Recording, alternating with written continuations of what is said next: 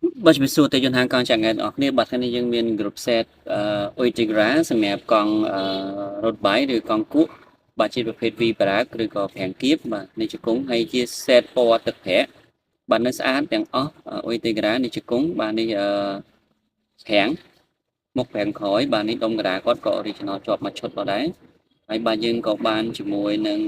នេះបាទតាគៀបនៅស្អាតទាំងអស់អសឲ្យនៅដិតស្អាតណាបាទឲ្យស្រាលមែនទែនសម្រាប់ឈុតIntegra នេះ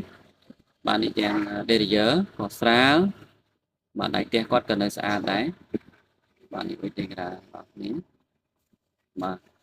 នេះអសនលើខ្ញុំមិនបានមើលដែរអសទូខាងលើនឹងបញ្ជាក់អំពី spec របស់វាបាទនេះក៏ដៃផ្ទះIntegra ដែរបាទហើយសម្រាប់ lip គឺ lip original របស់គាត់តែម្ដងគាត់មានឡើង cherry ទីតែបងប្អូនចិត្តតែប្រើគឺពិតជាមិនខុសទេបាទនេះជា group set Simno Integra 10លេខជុះជប៉ុនបាទមានជង្គង់មានប្រាំងមុខក្រោយមួយ set ដំណឹងអត់ទៅច្បាប់ទេអរគុណជំរាបលា